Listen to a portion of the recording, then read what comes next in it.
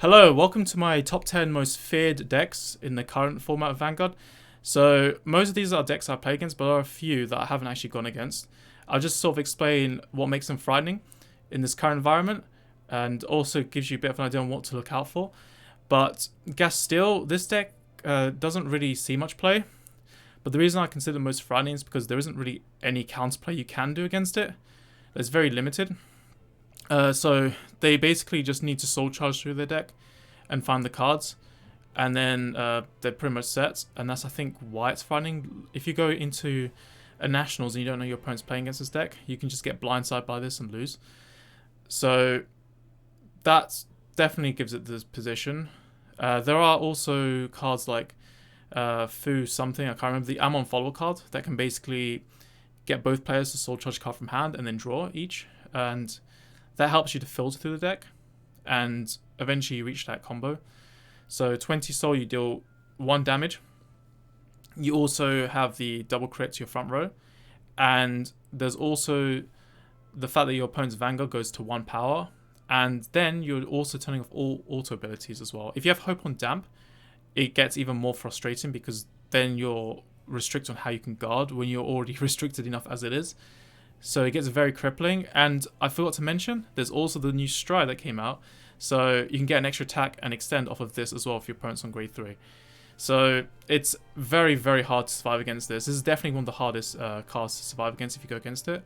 And counter-playing it won't be that easy either. So that's why I think it deserves a place on the list, even though it's not a popular deck by any means. But most of the decks that I'm going to talk about are decks that do have some traction. So obviously not all of them have picked up yet because we're still early post-peak clan collection, but I think it's quite clear the sort of direction we might be headed. So Nightmare Alice, this is not going to be anywhere high up the list, and it definitely doesn't deserve to be high up the list with some of the stuff that's come out recently.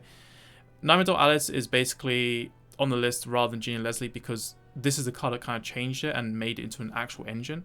Ginny and Leslie were always nerfed because, well, they're designed to be nerfed, but then they made V-Series Alice, which sort of just lifted some of the restrictions anyway when they revised it, so that made Ginny and Leslie a lot stronger. So this engine has been used in a lot of Pale Moon decks. Every time you have a Counter Blast, you basically get an extra attack with this. Obviously, it's an Axel clan as well, which makes it scarier because then they have 3 attacks. So even if you damage deny, you're still going to get whittled away by the extra attacks. But it's not that high up because damage triggers do mess with it. Obviously, then they have to rely on trigger luck themselves, and obviously it has to be well timed. So hand traps can sometimes be a bit interfering because it might affect their attack patterns, which might lead to them missing out on trigger effects as well. So there is sort of some wiggle room, at least for a lot of decks right now, or even just the luck aspect of the game. The deck still relies on luck. Well, both players rely on luck actually in this matchup as well. So trigger luck does sway who's winning and who's losing to some extent. And this is definitely not an unbeatable deck, especially for a lot of clans. A lot of decks can beat Nightmare Dolls, so it really shouldn't be ranked that highly. Like, I think this is sort of like the qualifier, I think, if you want to sort of feel comfortable in the current environment, because the next bunch of decks I'm going to talk about, I think maybe people should start paying a bit more attention to. So let's take a look at Grand Blue.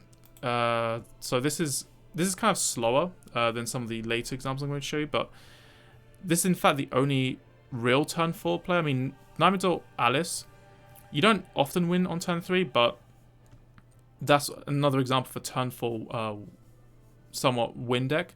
Bartholomew is sort of the same thing as well. Like, this card doesn't really appear until turn 4, which is why I'm not putting it high on the list. I'm only putting it at number 8. But this is very hard to guard against. This is probably the strongest turn 4 kill in out of anything that's not on the list, basically. So, like, for example, Minerva, there's a lot of ways that card goes wrong. Needs, like, what, 6 Regarding Soul if you have the GB2 already prior to striding, but then another 3 Guardian Soul as well. You obviously need your field setup, you need your Norns, you just for it to even be even lethal in the first place, with the triple swings and everything. And there's all kinds of, like, good defensive decks can keep up as well with the stride. Jewel Knight Salome, Crystalluster, another example of turn 4s that are quite strong.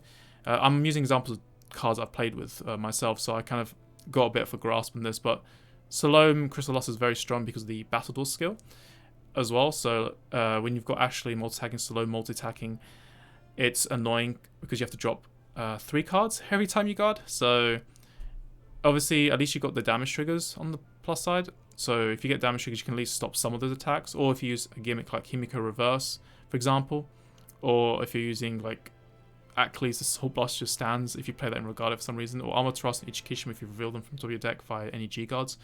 Just some examples there, or just damage at the Overtrigger. But you know, you've got some little amounts of counterplay in the game at least, but Bartholomew is also Battledore. It doesn't restand itself like with Salome and Crystal Luster, but it does have Skull Dragon multi-attacks, which is very frightening. And the fact that you're doing, like minimum 5 attacks that have Battledore skill, and that's minimum, because this calls the 2 anyway that you attack with. And you've also got your 2 prior to that. So, very dangerous. It's one of the, I think it might be the hardest turn 4 to survive, as mentioned earlier. So, I definitely think it's a lot harder to survive than Minerva or Jewel Knight Salome with Crystal Luster. So, that's why it's on the list as well. Dropping 4 cards if you're using a PG, and also Skull Dragon being among those cards, and you might even be going up against 4 Skull Dragons, takes it to a whole other level. So there's less counterplay to that.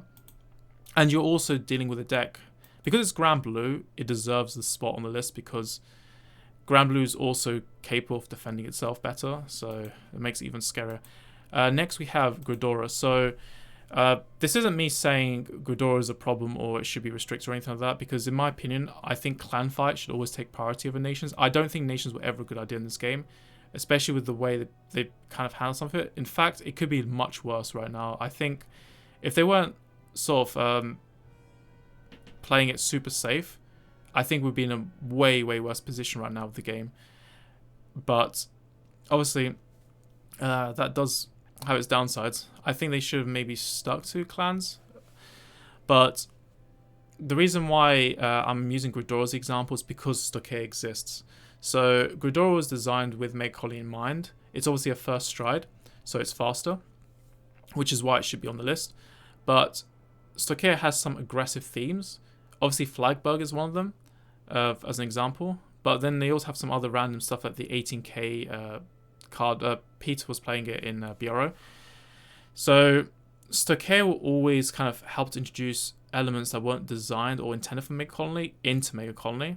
So Gridora kind of like added a little bit of aggression with the extra Spirit Core attack, but they were still making cards like Inside Scissors, for example, which basically sort of just provided extra attacks, but they were doing it in their own terms. So it was always designed carefully every time they released Mega Colony support. Like they always kind of decided, okay, it's now the right time. And they made a new G-Unit as well, which can power down your opponent's Vanguard.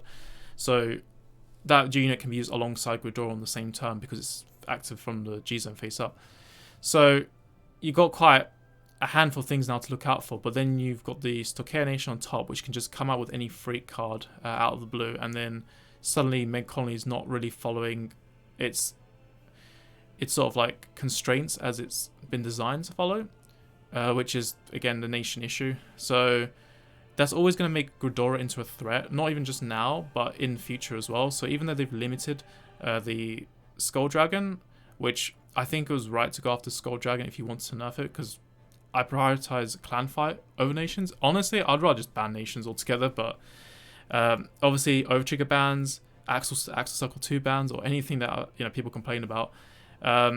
Those things are just those things I think they really kind of like will hold on to an iron fist over like some card from the old days of Vanguard. So that's Gridora on the list to look out for. Obviously, Stokke cards always mean something. And then next we have Kutai. So I've chose this out of all the Bermuda cards because Kutai is very good at toolboxing, and this thing is also mad in V-Series as well. So Pearl Sisters exist. This thing props up the Pearl Sisters so much. And not just that, Bermuda's a clan. Kutai is very strong in Bermuda Triangle because you can reuse it multiple times, because Bermuda's main mechanic is bouncing cards hand. So between all the clans they put it in, they put Kutai in Bermuda Triangle. And that's probably the most frightening clan they could put this card in because of the reusability that Bermuda grants it. Obviously, you may have seen the ALK decks that were being played, but there's also other things like that have been done, like the starter Akari. People have been main decking that as well.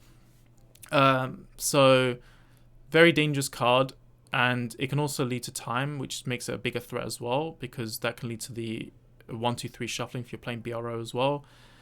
So, that's definitely a card to look out for. I think the only reason why Highlander exists in Bermuda Triangle is because Bermuda's been so oversupported. So they've got a lot of high quality cards throughout, and they've aged very well because, well, V-Series just kept on adding more clan boosters while everyone else had like smaller space at each set. So they've kind of fleshed out some of the different archetypes a bit more, although they haven't introduced Loris yet, but they've had like sort of spare space, I guess, to some extent, which is I think why they decided to maybe lean towards this Highlander theme more. But it did somewhat overshadow the other archetypes. Like I have seen some other cool stuff, like Prisms, for example, and they're not really seeing as much attention.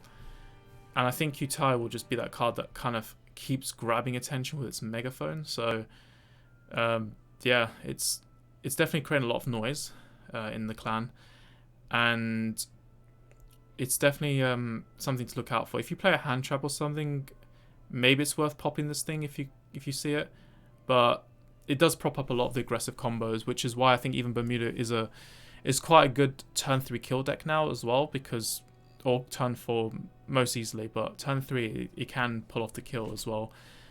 So yeah, this definitely deserves a place on the list as one of the more frightening decks to look out for right now. And then to move on, we have Lawless King Galligabalus. So Galligabalus is, well, Spike Brothers is underrated in general, and there are players who know how to pilot the deck, and they're very hard to deal with. So generally they have been a bit beatable. I mean, I've won 2 games against Spikes in events because I damage checked an Overtrigger, but I think it was like BRO. I didn't make top cut anyway, I don't think, in that one. But this was like last year. And then there was a game against Cyril in top 4 of Antwerp, where I basically survived by damage checking Overtrigger. I think even if I got the heals, it would have been okay. I mean, I hadn't seen any of my heals or OT, so I was just banking on that. But basically, the reason I need to bank on it more was because Rising Nova. So Rising Nova is a very popular grade 3 because it works so well with Stride. It has an on-place Get Force 1 and 2. And the thing is, when you have superior calls, you can keep on placing new units over the Force 1 and 2, so you keep maintaining that power and crit. Like, it's kind of funny because restanders, like, the weakness of restands is that hand traps do hurt them. So if you play a hand trap deck, you get around it. But Spike Brothers, unlike other superior calls where you're just resetting your power constantly, Rising Nova kind of makes it into a pseudo maintain. It almost makes it feel like a restand because you've got the 10k from Galley as well, but you've also got the Force 1 and 2, and also the inherent effect of the card you're calling, which can potentially gain power as well, like say Dudley Lucifer, for example. So that kind of makes it so that even hand traps are useless against multi-attacking high-powered double crit cards. So it's sort of like a pseudo restand in a way, but you're refreshing the card, which makes it so that a lot of decks can't counter it as a result. So that's why this card deserves a spot on this list, definitely in the top 5 for sure. It's very hard to beat this deck. The window of trying to win is quite narrow as well for a lot of decks in the game. So the thing is that there's this card called Mecha Instructor, which is a stand trigger. Yes, a stand trigger, but there's nothing wrong with stands. It's this card. They introduced this card, and they made it work with the stand way too well, because the stand doesn't actually care about going to bomb via charging. It just has to go to bomb in general to activate the effect. So because of that, Galley ends up working with the Instructor, and you can get the extra 24k swings because Galley gives 10, and then you've got the Force marker giving 10 potentially, so you can do 24s with the stand. And obviously if you get 2 damage triggers, then you're fine against the stand. You can at least rule those out, but that's not that easy to do because spikes rush you early game as well, and they have a 4th attack in the early game. So you're usually on higher damage as well if you're against spikes, which makes this card even more lethal. So they got the good early game, and then they kind of back it up with a finisher because they got you in that position now. So they're already kind of like cornering you on the outs in many ways with the way the deck is built around. So that makes it super lethal. You get like well over a dozen attacks that have, well, a lot of them are going to be 33k plus, but obviously some of them will be 24k because of the stand trigger. So you're doing a lot of attacks. You can basically call 2 stands off of this as well. It calls any grade 2 or less. Do you remember when Katrina got banned and people said the reason why they hated it was because you can call any unit from your deck? This basically does the same thing except not the grade 3s. So that's another thing as well. Oh, and it also gives boost, so that is another thing as well. So even if you do play around with some damage triggers, they can still always result to certain things. So it's a very, very flexible deck. Now, to make it tougher, they made a new promo called Fiona, which can basically negate auto abilities. So if you play a restanding rare card, then let's just say Tidal Assault, they can negate your Tidal Assault. But it does give 10k power, but sometimes you want the crit more than the 10k. Sorry, not the crit. Sometimes you want the restand because maybe you've got the crit, and then the crit with the restand is more effective than the one swing 10k. So it can sort of nerf, but outside of Fiona, the defense of Spike Brothers isn't as great.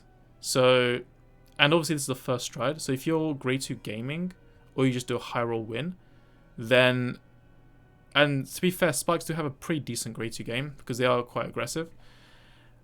But I think they do run out of ammo. It's easier said than done, the grade 2 gaming in Spikes. It looks overwhelming, but I don't think it's actually as, my impression is it's not actually like as sustainable as it may appear to be when you're going against it. So their weakness, the kind of the timing of win, the window of opportunity of winning, is more so like they ride up first and then you get first stride, or you just do a good like ride first. Basically, if you stop this card from appearing, then you might be fine. But otherwise, the moment this card appears, you are almost certain going to lose unless you damage check an OT. So, and you know, we're talking about banning Overtriggers, but Overtriggers right now are your maybe only way of surviving against this, and Guest Steal as well. So now on to the next card. But yeah, this deck, Spike Brothers, they don't have the best defense, so that's why I didn't really want to put at the very, very top just yet. I think that's kind of what stops it. So next we have Elder Breath. So any Overtrigger, but I'm putting Elder Breath specifically as the example because I think this is the most dangerous Overtrigger. Obviously, it's not appearing as much in events because Space Gate just doesn't happen to be very popular right now. It's only 3 clans in a nation, but Nova Grapplers haven't really been that popular in general. Link Joker, there's a perception that Link Joker isn't that good among some people, so as long as that perception kind of holds, then this card will continue not appearing as much in games. But the moment people start playing Link Joker, it's going to be a mess. Especially, there's a certain build, there's a really interesting deck one of my opponents used, which was the new Stride, and he used it with the Deleter Given to keep doing restands. But you lose drive check anyway every time. But having some ways of gaining drives obviously makes so the OT becomes more of a threat. In Novas, which thankfully isn't as popular, Busted is very scary with Overtrigger. I had a game at France for Springfest, where basically I used Veratrum, but I had to like fear the Overtrigger because there's still one more drive check after the initial, I think 7 or something, I can't remember. But there's one drive for the second swing of Busted, and I used Veratrum, and I happened to make him call the Overtrigger, which saved my life because I would have lost the game otherwise. So yeah, it's a very scary card. And then Dimension Police, well, Dimension Police is the one that's seeing a bit more play right now, so I guess just hope on that one, but I don't think they do that much drive checking anyway. Unibird, I think, can gain a drive, but the other one, Gallop is what, 4 drives and then 0 on its restand, so they're not as likely to go off. So yeah, at the moment you can just kind of cope a bit with the Overtriggers in Stargate, but obviously when they appear it's horrible. So when you get that odd game, which you'll probably bump into time to time, I bump into Space Gate decks. Actually, I think I'm seeing them more frequently than I expect to, because I have gone against a number of Link Joker players. So, and I have been against a few Novas as well. Obviously a few Deep Police. So, yeah. Actually, I'm almost tempted to say I might have actually got against more Link Joker players. Now that I think about it, I haven't done a proper count, but I feel like I have been seeing a bit more Link Joker. It's really strange because no one perceives Link Joker as a popular or highly played deck, but they have actually appeared in some results, which is kind of interesting. So anyway, Overtrigger is obviously scary. I was actually just thinking, yesterday I played a shop challenge, and there was well, my hand was actually really, really good. The only thing I was worried about is if my opponent got on the Overtrigger, because I didn't play Perfect Guards. I only had my Protect Gift. So another reason why Overtriggers are scary is because they're not just committing the 100 million lock to one card. Like, if it was just Overtrigger giving 100 million to Vanguard, then the mechanic would be so much easier to deal with. But because you can, basically after your opponent PGs, you can then just switch the Overtrigger power and just give it to a rear guard, just like with any other trigger. And because of that, you need 2 PGs, which is what makes it even more scarier. But that's just kind of like the base level. And obviously Elder Breath is more dangerous because it doubles crits. Tokea one's dangerous because it's basically a front heel crit draw in one. But then yeah, that's sort of what makes those 2 Overtriggers really strong. But then if you have restands and guard restricts, it's much worse to deal with Overtriggers.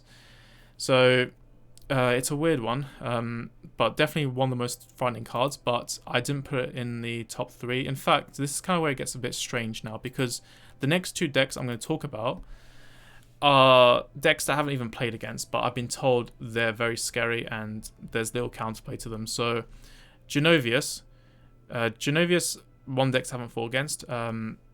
Obviously, people are talking about Odysseus, but this card came after. Just like with Wonder Ezel, if you make Wonder Ezel and Odysseus, then if you're suddenly banning those cards, that's more so their fault for printing Axel on those cards in the first place and creating Axel too. But it's not Wonder Ezel or Odysseus so much that's the quote-unquote problem. But that's just being bad at game design. Sometimes you just decide to disregard past cards. But obviously, if Odysseus is considered okay, or they just do something to make it less of a threat, then obviously that kind of makes it look less like a mistake. So I'm just going off of assumptions here based on what I've heard from people. So this isn't actually my own first-hand experience. So Genovius, he can basically restand a unit. He can also search your deck, core stuff as well. But the thing is with Odysseus, you can do rerides so that you produce more Axel circles. And because of that, you get loads of attacks, and you do it on turn 3, and it doesn't matter what grade your opponent's on. So remember when they just used to slap at some point late into the V-Series, if your opponent's on grade 3 or greater, you can do this and that. This doesn't have that restriction. So they've been doing that with quite a few V-Clan collection bosses lately, and they've made some effects that almost make Gaia Dynast, or what it's called, I don't remember, no, not Gaia Dynast, the original Gaia, yeah. The first grade 3, but the one that they made into a VR, it makes almost that Gaia, like the restriction just looks super unnecessary. So loads of attacks, and it does have a limit break, a pseudo limit break ability, so you can't use limit break removers on it, where it can stand all of your rear guards, and also gives powers as well. So there are ways to gain damage. People are playing the old damage adders as well, so that's something to look out for. So you kind of have to go a bit big on trying to finish them off. And obviously Axel, the thing is with damage denying against Axel decks, just like with Nightmare Dolls, even if you damage deny Nightmare Dolls all day long, you'll still end up running down the clock, because, and it's the same thing with decks like, especially Gurgwet. Gurgwet is like the most dangerous one of them, but the thing is like, you don't give them counter loss, they'll just basically use their Axel circles and call units there, and they just keep whittling away at you. And if they're able to hit for bigger numbers, then even the damage triggers can't save you. And obviously Gurgwet can scale and gain 5k for every Axel marker, so everything that gets Spherical gains 5k anyway. So, or more, well, 5k times the amount of Axel circles. So that makes the deck even more dangerous, because Axel is a very dangerous marker in general. So that's why this card, I put it on number 3. It's partly Fear of the Unknown. So I put in the 2 unknowns for me, Genovius, but this is getting results, so that's why I think maybe it's justified that it gets the top 3. Then we've got Stunverse. So Vowing Reverse is actually the deck that's seeing some tops in Japan right now. Stunverse is very scary, like it's a very tilting stride. People are playing excessively around this card a lot of times, but the thing is this card turns your V deck into your main deck, so you're always just going back into your boss, and the thing is it's basically playing what your main bosses are, but like really powered up, because the Stunverse, he basically just fuels up your grade 3s, which you can't do in V format. So it's just adding a lot of power to the base V decks that already exist. And then you're able to rip your opponent's hand as well. So there are ways to play around it. Like, for example, you just don't guard and end up with 4 in drop. Or you just play Regalia and have resistance around your field. But obviously, that's quite tightening. And if your opponent's somewhat able to win a battle of attrition, then it gets worse, because then you're going to be forced to guard eventually. And then when that happens, then Stunverse gets stronger. So it's a bit awkward. Obviously, Exterminate now exists, which kind of helps them a bit in case they do get outplayed.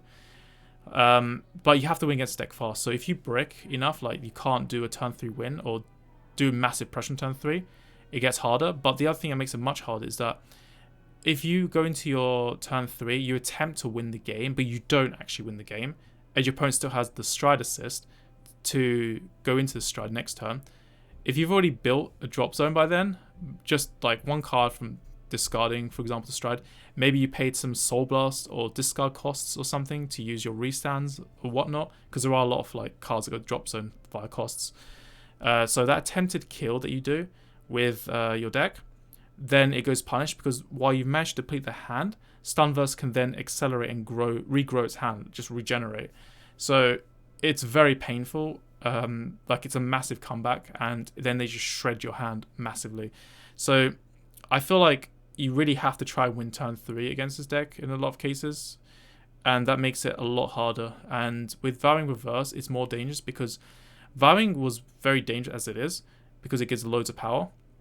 But then you've also got like Cho-Oh, which can restand.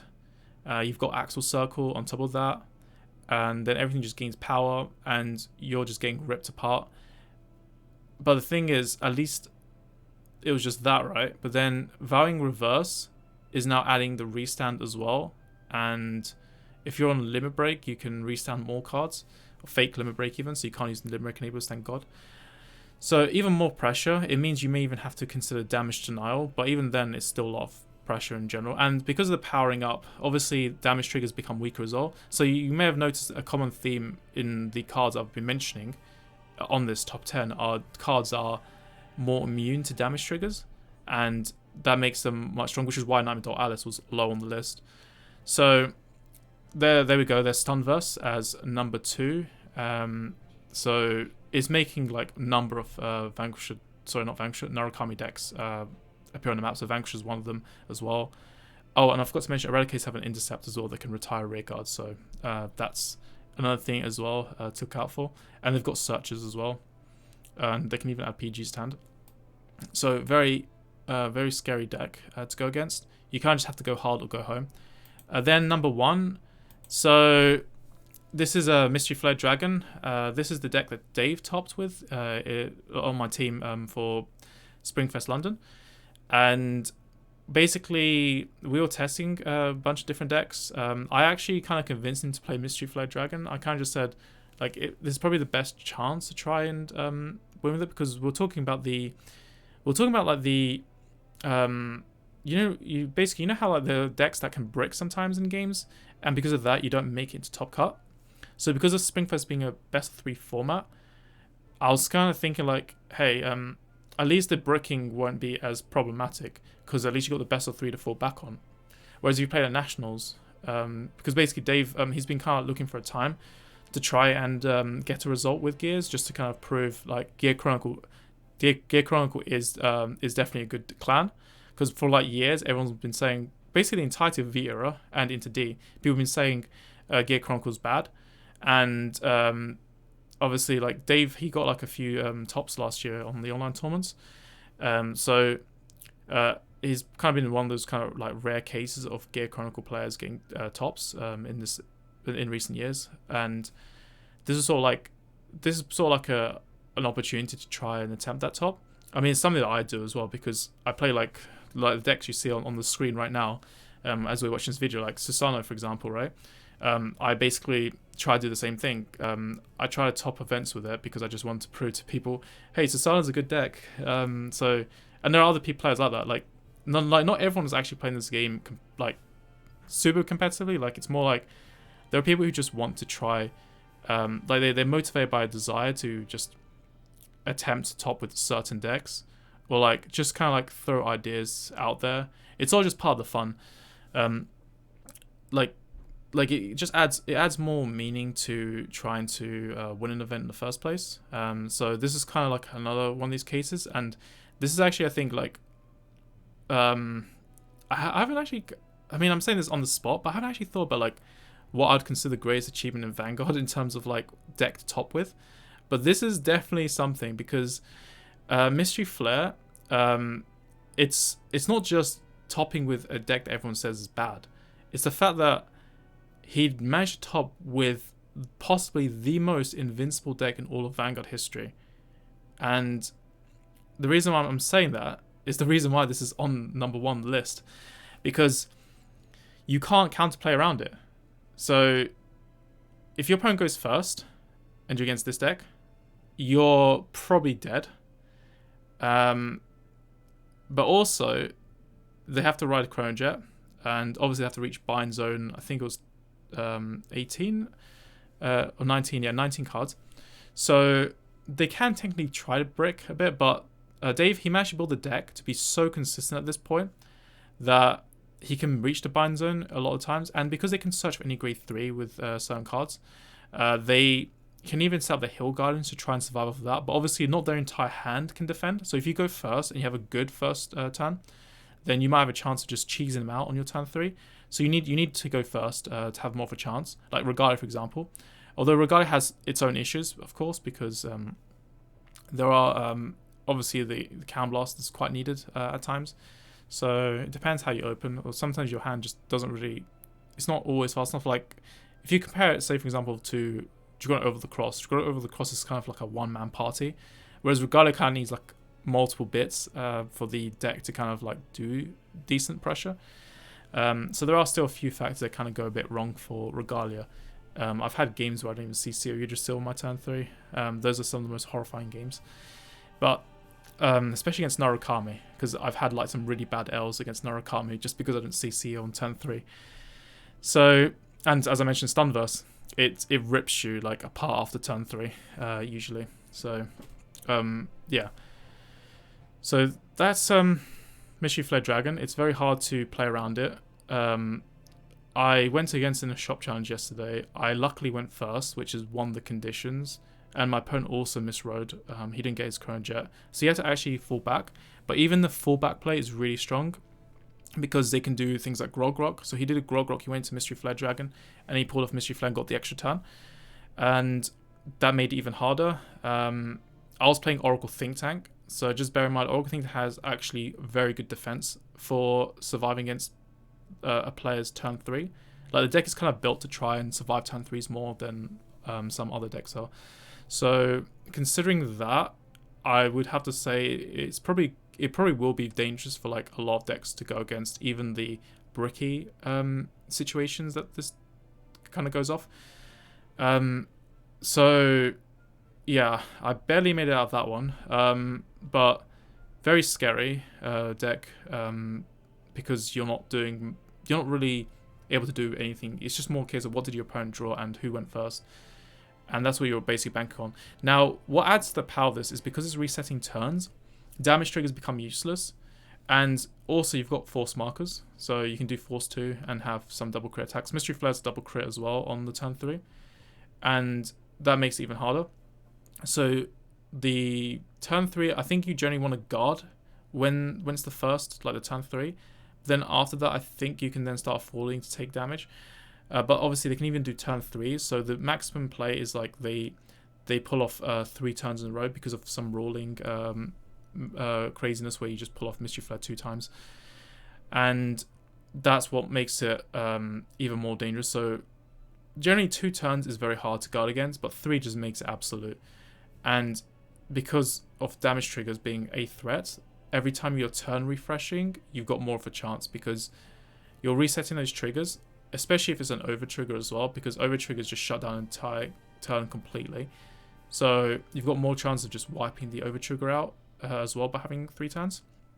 So that's another reason why it's dangerous. The worst matchup it has, actually, and the reason why it lost 4 games in Springfest London, obviously there's a couple brick games, which is kind of normal. Like it's kind of like why it seemed more viable for a Springfest format. But obviously the deck's gone more consistency since, because it got some new product releases with the new P-Clan collection. But the thing is that the other 2 losses he had were against Dungaree going first. I believe it was 2 losses against Dungaree going first. The reason why that is a strange one is because Dungaree kind of punishes his deck because it's based on Bind Zone, and this deck's mechanic is based on Bind Zone, so it just happens to be that way. But then to make it even worse, it's a permanent 17k base. So Dungaree is always sitting on 17k base, no matter how many times you reset a turn, that extra 5k is always going to be there. Whereas like triggers, obviously they get resetted, but it doesn't play around base power.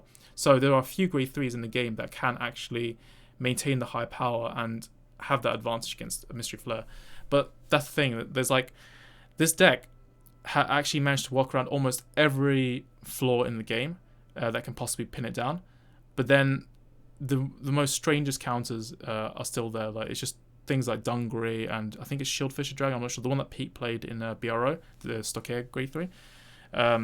Those are some of its biggest threats, I guess, right now. And obviously, if you have Mega Colony, then you can just go Gridora after surviving, and then just go lock out your opponent from Superior Calling, which could help as well against something like Shlishma, especially the new Stride that came out.